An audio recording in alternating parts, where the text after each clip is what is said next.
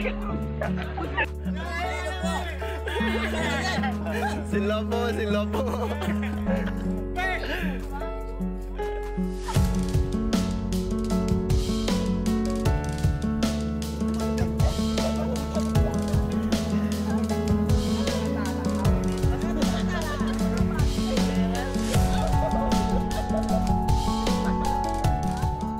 Halo sahabat anak Indonesia, jumpa lagi bareng Nia di Cerita Nia. Tadi di awal, kalian pasti sudah lihat sedikit cuplikan tentang kasus bully yang terjadi pada 17 Mei tahun 2020. Penasaran? Tapi jangan lupa dukung Kompas TV Anak dengan cara like, comment, share, and subscribe.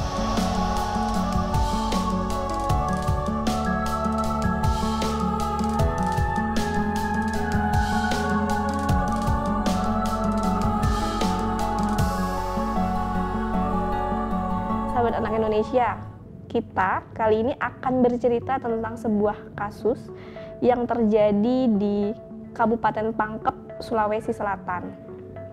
Kasus ini banyak menarik perhatian dari masyarakat. Sosok Rizal sudah bekerja menjual dagangannya di usia yang masih belia. Rizal merupakan anak kedua dari 3 bersaudara, namun hanya Rizal yang berjualan. Namun ternyata usaha yang ditekuni oleh Rizal selalu saja mendapat perlakuan yang kurang baik dari orang-orang di sekitarnya. Cerita ini bermula saat Rizal, anak berusia 12 tahun yang menjual jalang kute. Kalau di sini mungkin semacam pastel gitu ya. Saat itu dia tengah beristirahat di lapangan Buntu-Buntu di Kecamatan Marang, Sulawesi Selatan sekitar pukul 5:30 sore. Nah, saat itu Rizal berseru dengan nada bercanda dengan mengatakan Tolona Marang, atau dalam artinya nih, saya jagonya Marang. Mungkin di bahasa sana kali ya.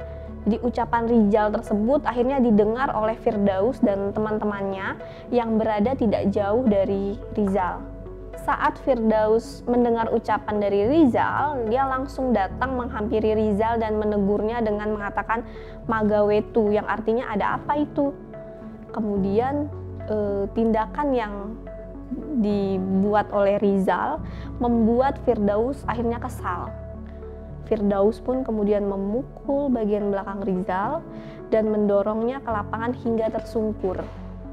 Sepeda dagangan milik Rizal juga ikut terjatuh. Bukannya menolong, Firdaus justru menertawakan Rizal yang terjatuh. Begitu juga dengan teman-teman yang lainnya. Rupanya, Rizal memang sudah sering mendapatkan perlakuan jahat ketika ia sedang berjualan. Namun, Rizal memilih untuk diam dan menyembunyikan peristiwa tersebut pada ibunya.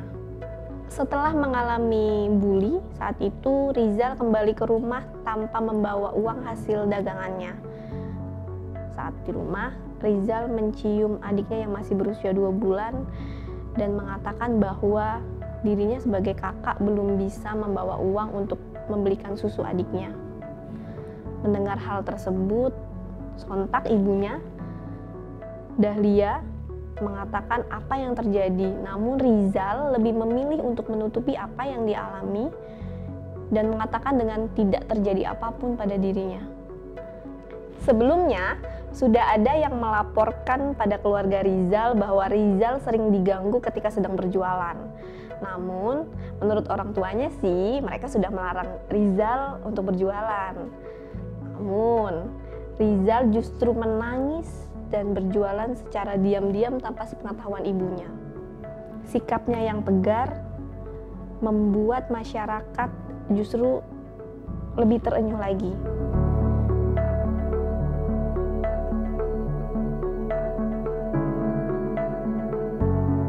Seorang kawan Firdaus yang bernama Rasminul Alam yang berada di tempat kejadian bukannya melerai atau menghentikan keduanya, justru merekam dengan handphonenya kemudian menyebarkan video tersebut di dalam grup keluarga. Video yang sudah disebarkan kemudian viral di media sosial dan memicu emosi penonton. Orang tua Rizal saat itu, Muzakir, melaporkan kejadian yang dialami oleh anaknya ke kantor kepolisian. Kemudian kepolisian berhasil menangkap ke-8 pelaku yang terlibat dalam kejadian tersebut. Setelah pemeriksaan awal, 8 pemuda tersebut akhirnya ditetapkan sebagai tersangka. Firdaus dijerat pasal 80 Undang-Undang Perlindungan Anak, junto pasal 351 KUHP, sementara pelaku lainnya dikenakan pasal 76C Undang-Undang Perlindungan Anak karena membiarkan, membantu, melakukan, merekam, dan menyebarkan kejadian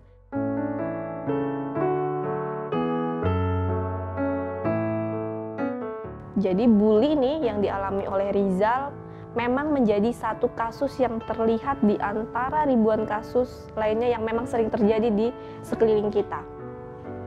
Belajar dari kasus Rizal, kita ke depan seharusnya bisa lebih aware terhadap lingkungan yang ada di sekitar kita. Jadi jangan sampai kita sendiri justru menjadi pelaku bully. Ketika kita melihat orang lain sedang dibully, jangan sampai kita diam aja, yang akhirnya menimbulkan banyak korban lainnya atau korban-korban yang lemah terus saja menjadi korban perundungan. Ada 2 poin yang menjadi pembelajaran dalam kasus Rizal ini. Pertama adalah dampak negatif dari bully. Tapi kita bisa lihat dulu nih, bully ini kan korban dan pelakunya. Jadi bully itu bisa timbul karena si pelaku melihat orang lain yang ada di sekitarnya dianggap lemah. Jadi orang yang menjadi pelaku bully itu biasanya memiliki sifat yang dominan. Nah, sifat yang dominan ini seharusnya bisa diarahkan kepada perilaku yang lebih positif. Nah, sedangkan kalau kita melihat korban bully tadi, dampaknya mereka menjadi mengalami penurunan kepercayaan diri, sehingga mereka cenderung nggak mau untuk bersosialisasi, lebih memilih mengurung diri di kamar, akhirnya nggak percaya diri gitu. Kemudian dampak yang paling buruk, kemungkinan besar mereka akan mengalami depresi, bahkan bunuh diri, seperti beberapa kasus yang memang banyak terjadi di Indonesia. Nah, untuk korban bully sendiri, sebagai orang tua ketika melihat hal tersebut, bisa mungkin membawa anak tersebut ke ahli, misalnya ke psikolog, seperti itu, kemudian atau mengajarkan anak tersebut tentang kompetensi sosial. Jadi ketika anak itu kembali ke lingkungan, mereka sudah memiliki kemampuan dalam hal bersosialisasi, kemampuan dalam hal menempatkan diri di lingkungan. Jadi ketika mereka bergaul, mereka pun bisa diterima dengan baik. Nah, kemudian kalau yang poin kedua, melihat kasus ini, ada 2 perspektif yang bisa kita lihat. Meminta anak untuk berjualan.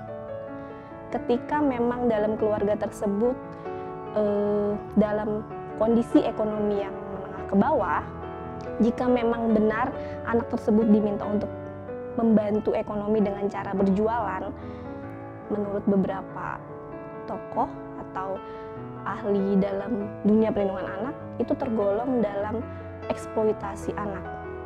Tetapi ketika kita melihat dalam perspektif yang orang tua tersebut meminta anak untuk berjualan, tetapi ada nilai-nilai yang ingin diajarkan, misalnya ingin mengajarkan tentang nilai-nilai kemandirian, atau mengajarkan anak gimana sih susahnya cari uang gitu, sehingga anak ke depan bisa hidup lebih baik dan mereka bisa mampu mengelola keuangan atau kehidupan mereka lebih baik. Nah, itu tadi tips yang sudah Nia sampaikan. Semoga bermanfaat dan dapat menginspirasi sahabat anak Indonesia, terutama para orang tua yang mungkin anaknya sudah menjadi korban bully. Semoga ini bisa menjadi solusi atau paling enggak tahu lah ya cara bantuan pertama untuk anaknya. Untuk kepentingan terbaik anak, dukung terus Komnas TV Anak dengan cara like, comment, share, and subscribe. Sampai jumpa di cerita Nia selanjutnya.